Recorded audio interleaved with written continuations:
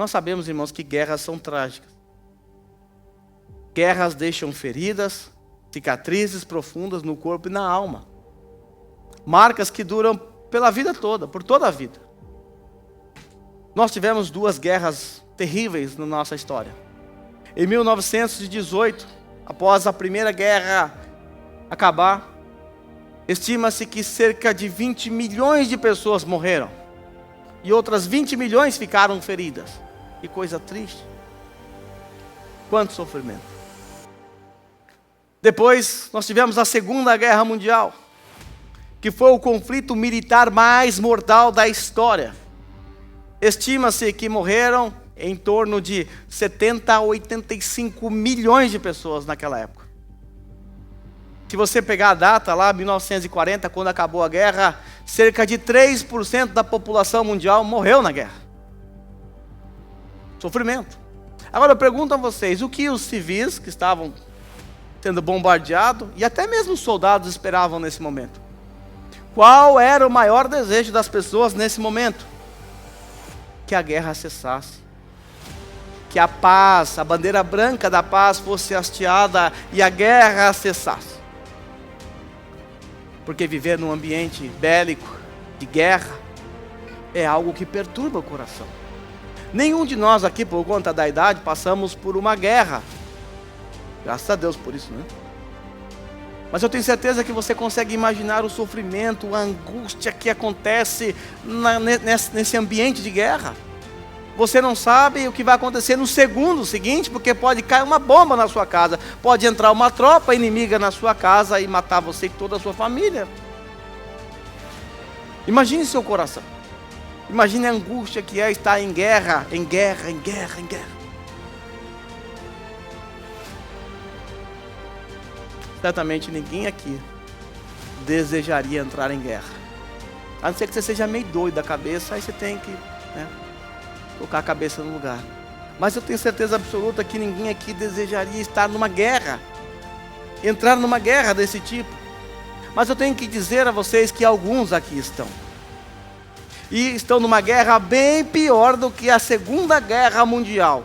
A guerra que alguns aqui se encontram é uma guerra que fará a bomba de Nagasaki e Hiroshima ser Stalin. Uma guerra pior, existe uma guerra bem pior do que essas guerras que nós vimos ou conhecemos, as guerras mundiais.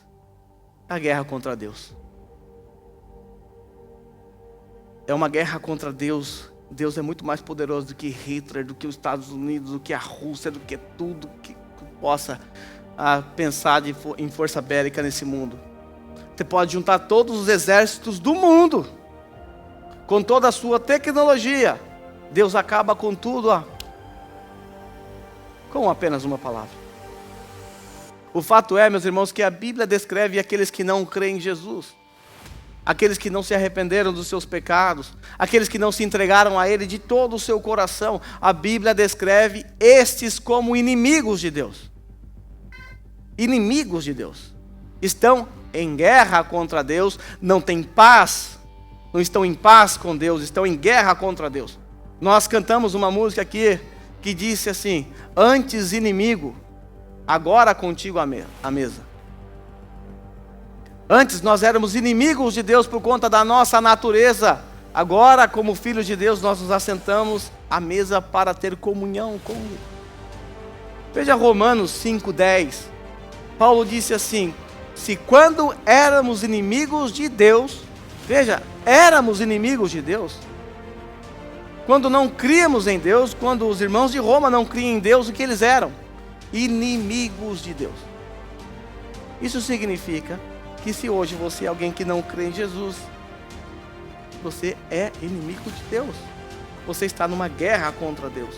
Paulo diz: se quando éramos inimigos de Deus, fomos reconciliados com Ele mediante a sua morte, ou a morte do seu Filho, quanto mais agora, tendo sido reconciliados, seremos salvos por sua vida. Sabe o que significa?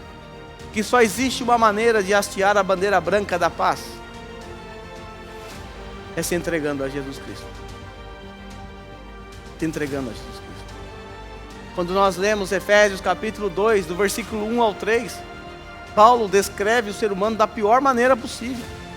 Paulo descreve o ser humano sem Deus como alguém que é morto em suas transgressões e pecados, como alguém que é manipulado por Satanás, como alguém que é seduzido e conduzido por sua própria natureza caída. E lá no finalzinho do versículo 3, Paulo diz que somos, por conta disso, merecedores da ira de Deus.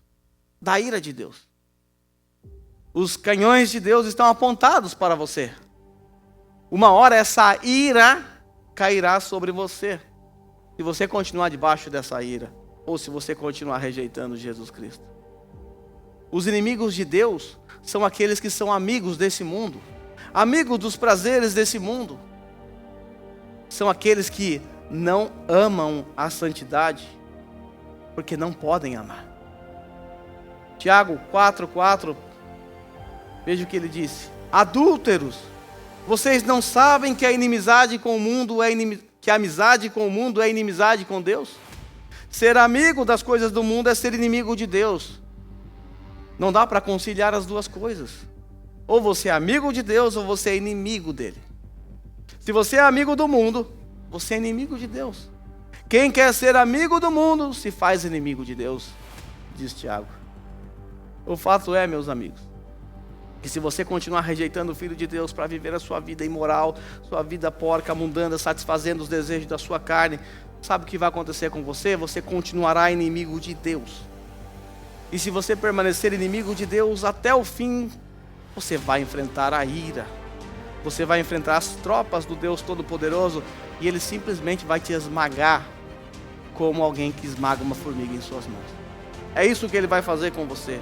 E quando isso acontecer, Ele te lançará no calabouço eterno, onde você vai experimentar por toda a eternidade o preço de levantar o seu braço contra o Senhor, o preço de rejeitar a voz do Senhor, o preço de não dar ouvidos à voz do Senhor que fala contigo através da Bíblia, inclusive através de pregações. Talvez você nessa manhã argumente: espera lá, pastor, acho que está exagerando. Eu estou em paz. Eu estou em paz com a minha consciência, pastor. Eu sou uma boa pessoa. Eu não sou tão ruim assim. Eu não mereço tudo isso não. Olha, eu até ajudo as pessoas, hein? Sou uma pessoa que, nossa, ajudo todo mundo. Eu ajudo muitas pessoas. Que bom que você faz isso. Que legal que você ajuda as pessoas. Que ótimo que você faz tudo isso. Mas isso não é suficiente para remover a sua condição de inimigo de Deus. Você é apenas um inimigo de Deus que ajuda as pessoas. Porque para remover de você essa condição, ou essa ira eterna que está apontada para você, só existe um meio. É a bandeira da paz de Cristo. É a bandeira da paz de Cristo.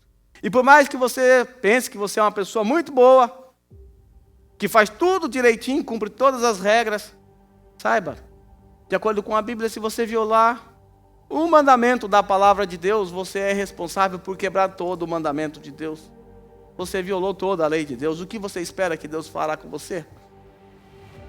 Ele vai te penalizar por quebrar, por desobedecer Deus completamente, desobedecendo a sua lei. Sendo assim, você não pode estar em paz com Deus, coisa nenhuma. Talvez você esteja experimentando a paz do mundo, que é aquela paz que te dá uma ilusão de paz. Mas a paz de Deus você não pode experimentar.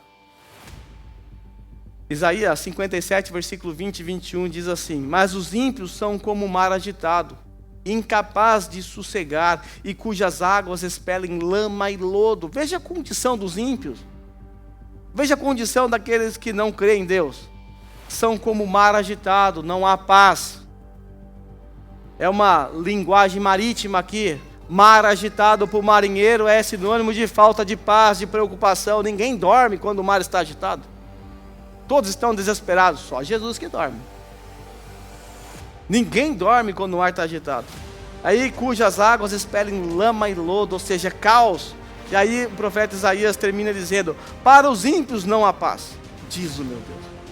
Então você não pode ter paz. Ah, meus ouvintes, eu posso te dar um conselho nessa manhã, é esse: reconcilie-se com Deus. Reconcilie-se com Ele.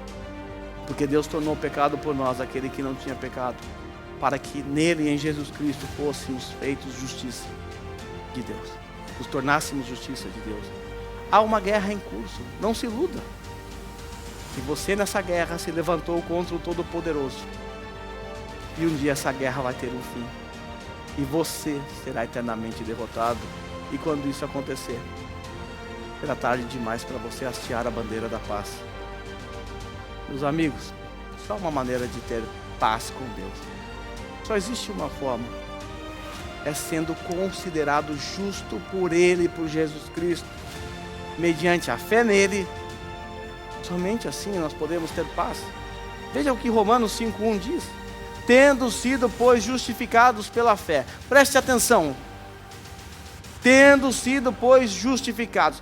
A ideia aqui é ser tratado como um justo. Justo aqui é o oposto de condenado. Justificado pela fé. Pela fé em quem? Pela fé em Jesus Cristo. Então, quando você é justificado pela fé em Cristo. Ou seja, Ele vai tratar você como justo, não mais como um culpado. Porque Ele tratou Jesus como culpado no seu lugar.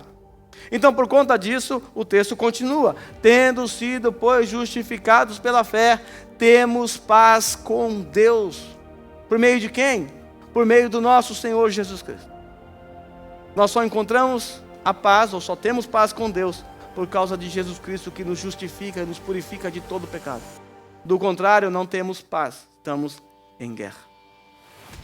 Paulo disse assim: assim como uma só transgressão resultou na condenação de todos os homens, assim também um só ato de justiça resultou na justificação que traz vida a todos os homens. A transgressão de Adão trouxe condenação, nos colocou numa posição de guerra contra Deus, de inimigo contra Deus.